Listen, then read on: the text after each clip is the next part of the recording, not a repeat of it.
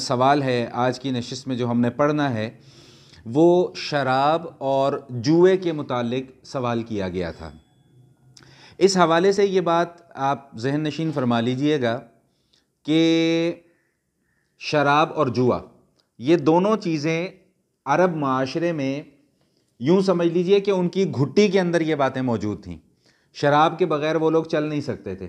جس طرح ہم لوگ کھانے کے ساتھ پانی یا کولڈ ڈرنکس وغیرہ استعمال کرتے ہیں، وہاں پر شراب اس طرح استعمال کی جاتی تھی، اور اسی طرح جوا۔ اور پیچھے لاجک کیا تھی اس کے کہ وہ یہ کہتے تھے کہ شراب پینے کے بعد انسان کی طبیعت کے اندر فیاضی اور سخاوت پیدا ہوتی ہے، مال خرچ کرنے کا جذبہ پیدا ہوتا ہے۔ اور جوئے کے اندر بھی یہی تھا کہ جوا زیادہ تر قحط کے زمانے میں کھیلا جاتا تھا، اور اس کا ایک خاص طریقہ کار ہوتا تھا جو میں بھی آپ کے سامنے عرض کروں گا۔ اور اس میں وہ نتیجہ اس کا یہ اخذ کرتے تھے کہ چونکہ ہم نے یہ جوئے میں کمایا گیا مال ہم نے غرباء پر فقراء پر خرچ کرنا ہوتا ہے، اس لیے یہ کوئی معیوب چیز نہیں ہے۔ یہ زمانہ جاہلیت کی میں ان کی سوچ اور ان کا نظریہ آپ کے سامنے عرض کر رہا ہوں۔ اسلام کے آ جانے کے بعد جو سلیم الفطرت شخصیات تھیں، جن کی طبیعت میں اللہ پاک نے پاکی رکھی ہوئی تھی، ناپاکی کا کوئی تصور موجود ہی نہیں تھا، میں الفاظ یہ استعمال کر رہا ہوں، وہ حضرات اسلام سے پہلے بھی ان چیزوں سے بچتے تھے، جن میں بالخصوص سیدنا عثمان رضی اللہ تعالیٰ عنہ کا نام ہے، حضرت ابو بکر صدیق رضی اللہ تعالیٰ عنہ کا نام ہے، اور چند اور اصحاب ہیں۔ ان کے علاوہ جو دیگر اصحاب تھے، چونکہ وہ یہ سمجھتے تھے کہ ابھی تک اس کے متعلق کوئی حکم نازل نہیں ہوا تو یہ بھی جائز ہے، اس لیے وہ اس کو استعمال بھی کیا کرتے تھے، اور ان کے اس عمل پر آج کے دور میں تنقید کرنا کسی بھی صورت میں مناسب نہیں ہے، کیونکہ جب تک ایک چیز کی حرمت قرآن یا حدیث میں بیان ہی نہیں کی گئی تو وہ عمل مباح ہے، یعنی اس کا کرنا جائز ہے۔ لیکن طبیعت کے اندر ان کے کچھ، کیونکہ اسلام جو ہے یہ تو پاکیزگی کی طرف بلاتا ہے نا جی، جب اسلام قبول کر لیا تو باوجود اس کے کہ شراب استعمال کی جا رہی ہے، لیکن طبیعتوں کے اندر کچھ نہ کچھ کھٹکا سا ہے کہ طبیعت کوئی چیز اچھی لگتی نہیں ہے کہ شراب پیا اور اس کے بعد جناب نشہ آ جاتا ہے اور اس کے بعد بندہ اوٹ پٹانگ باتیں کرنا شروع ہو جاتا ہے۔ تو اس لیے اکثر حضرت عمر رضی اللہ تعالیٰ عنہ یہ دعا کیا کرتے تھے کہ اللہم بین لنا بیانا شافیا فی الخمر، کہ اللہ شراب کے متعلق ہمیں کوئی شافی اور کافی بیان ہمارے لیے نازل فرما۔ ایک بات تو یہ ذہن نشین فرما لیں۔ دوسری بات یہ ذہن نشین فرما لیجئے گا کہ شراب کی حرمت ایک دم نازل نہیں ہوئی، یعنی ایسا نہیں ہوا کہ ایک دم اللہ نے حکم نازل کر دیا کہ بھئی کل کی تاریخ سے شراب حرام ہے، نہیں، ایسا نہیں ہوا۔ آہستہ آہستہ تدریجاً، کیونکہ میں نے عرض کیا کہ یہ شراب پینا ان کی عادت بن چکی ہوئی تھی، عادت، اور عادت کو چھڑانا اتنا آسان کام نہیں ہوتا۔ پہلے اللہ تعالیٰ نے ایک اشارہ دیا، تتخذون منہ سکرا ورزقا حسنا، پھولوں کے متعلق گفتگو آئی 14ویں پارے میں سورہ نحل میں، وہاں پہ اللہ تعالیٰ نے ارشاد فرمایا کہ یہ جو پھول وغیرہ ہیں نا، ان کا تم رس نچوڑتے ہو تو بسا اوقات تم اس سے کچھ نشاور چیزیں بنا لیتے ہو، اور بسا اوقات رزقا حسنا، پاکیزہ رزق تم اس سے حاصل کرتے ہو۔ تو وہاں پر بھی پاکیزہ رزق کو علیحدہ بیان کیا اور نشہ آور چیزوں کو علیحدہ بیان، یعنی ایک اشارہ دے دیا۔ تو جب یہ معاملہ چلتا رہا تو اب صحابہ کرام کے ذہن کے اندر یہ سوال پیدا ہوا کہ حضور علیہ الصلوۃ والسلام سے چل کر پوچھ لینا چاہیے کہ بھئی شراب کے متعلق کیا ہے، جائز ہے، ناجائز ہے، حلال ہے، حرام ہے، استعمال کریں نہ کریں، کیا ہے اس کا مسئلہ، ہمیں بتا دیجئے، بیان شافی آ جائے تاکہ ہمیں اس کے متعلق ہم اس کے اوپر پھر عمل کر سکیں۔ تو انہوں نے پھر یہ سوال کیا کہ یسألونک عن الخمر والمیسر، جوئے کے متعلق اور شراب کے متعلق یہ لوگ آ کر آپ سے سوال کر رہے ہیں، تو آپ ان کو کہہ دیں کہ فیہما اسم کبیر، کہ ان دونوں چیزوں کے اندر بہت زیادہ گناہ ہے، لیکن وہ منافع للناس، لوگوں کا فائدہ بھی ہے۔ اب جوئے کے اندر بھی فائدہ حاصل ہوتا ہے، شراب ان کے ذہن کے مطابق ایک طبیعت کو جلا بخشتی تھی، اور آج کل بھی کچھ دواؤں وغیرہ میں بھی استعمال کی جاتی ہے، تو لیکن ابھی بھی واضح طور پہ یہ نہیں بتایا گیا کہ یہ حلال ہے یا حرام ہے۔ اس کے پس منظر میں کچھ واقعات رونما ہوئے، ان واقعات کے بعد پھر اللہ تعالیٰ نے باقاعدہ طور پہ شراب کی حرمت کو نازل فرمایا۔ مثال کے طور پہ ایک دفعہ ایک واقعہ یہ ہوا کہ کہیں دعوت چل رہی تھی،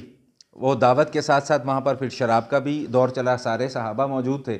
اب وہ جب شراب کے نشے کے بعد آپس میں جب وہ بات چیت شروع ہوئی تو وہ کسی بات کے اوپر آپس میں تھوڑی سی چپکلش ہو گئی۔ جب چپکلش ہوئی تو ایک صحابی نے دوسرے صحابی کو، کوئی ہڈی ان کے پاس پڑی تھی وہ اٹھا کے مار دی، ان کا سر پھٹ گیا۔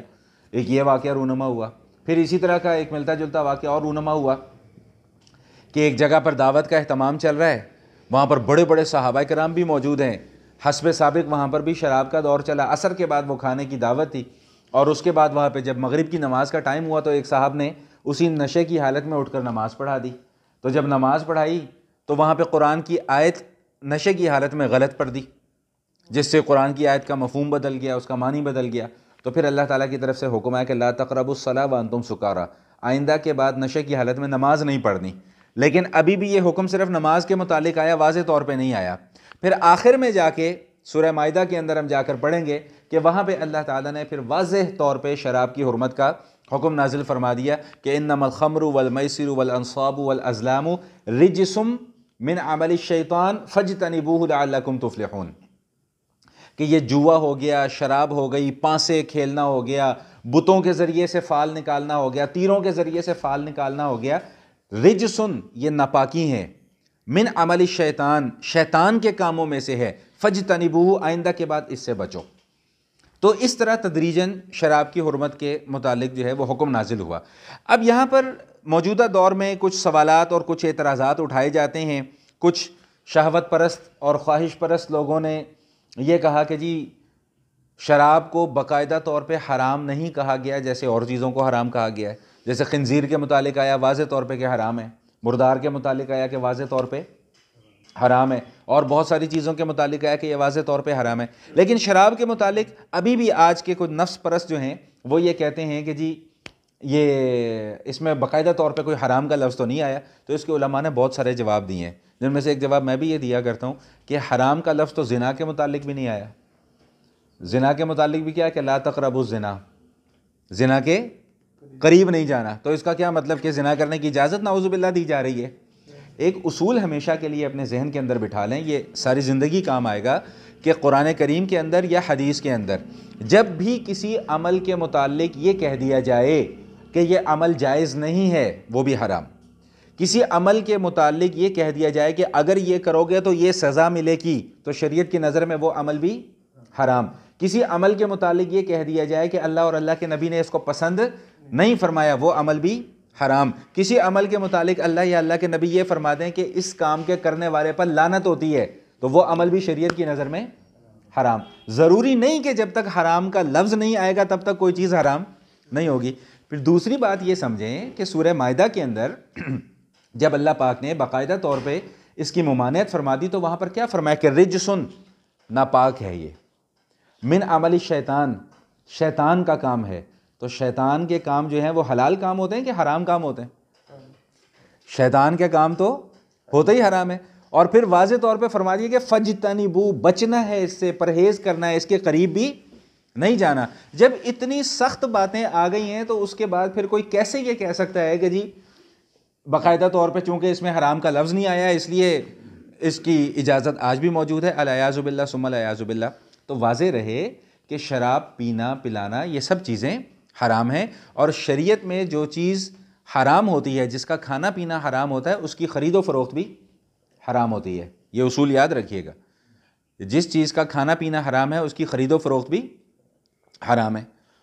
نبی علیہ الصلاۃ والسلام نے فرمایا، مفہوم ہے حدیث شریف کا، کہ شراب پینے والے پر، پلانے والے پر،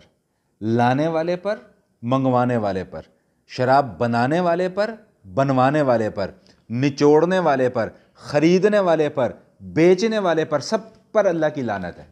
یعنی اتنا سخت حکم ہے، اور احادیث کے اندر اس کو ام الخبائث بیان کیا گیا ہے کہ سارے گناہوں کی جڑ جو ہے وہ کیا ہے؟ شراب ہے۔ کیوں؟ اس لیے کہ جب خدا نہ خواستہ کوئی انسان شراب پیتا ہے تو اس کی عقل ٹھکانے لگ جاتی ہے، ختم، نہ اس کو پھر ماں کی تمیز رہتی ہے، نہ اس کو پھر بہن کی تمیز رہتی ہے۔ اور زیادہ تر زنا جیسے گناہوں کا ارتکاب شراب کے بعد ہی کیا جاتا ہے۔ اور پھر نبی علیہ الصلاۃ والسلام نے تو بہت سادہ اور آسان لفظوں میں یہ بات ارشاد فرما دی کہ کل مسکر حرام، کہ ہر نشہ آور چیز، یعنی ایسا نشہ کہ جس سے انسان کی عقل معوف ہو جائے، ختم ہو جائے، اس کی عقل کام کرنا چھوڑ جائے۔ اب اس کے اندر بھنگ، چرس، افیون، ہیروئن، یہ ساری کی ساری چیزیں اس کے اندر شامل ہیں۔ تو ان کو کوئی یہ نہیں کہہ سکتا کہ جی اب ان کا تذکرہ چونکہ قرآن میں نہیں ہے اور حدیث میں نہیں ہے تو لہٰذا ان کا استعمال کرنا نعوذ باللہ کو خدا نہ خواستہ جائز ہوگا نہیں، قطعاً۔ اللہ کے نبی صلی اللہ علیہ وسلم نے فرما دیا کل مسکر حرام، ہر ایسی نشہ آور چیز جس سے انسان کی عقل معوف ہو جائے وہ حرام ہوتی ہے۔ یہاں پہ جو خمر کا لفظ ہے نا، خمر کا عمومی اطلاق ہوتا ہے ہر نشہ آور چیز پہ، کیونکہ خمر کہتے ہی ہیں اس چیز کو کہ کلو ما خامر العقل، کہ جو انسان کی عقل کو تباہ کر دے، لیکن عمومی اطلاق اس کا شراب کے اوپر کیا جاتا ہے۔ تو بات سمجھ میں آ گئی کہ نہیں آ گئی؟ اس کے اوپر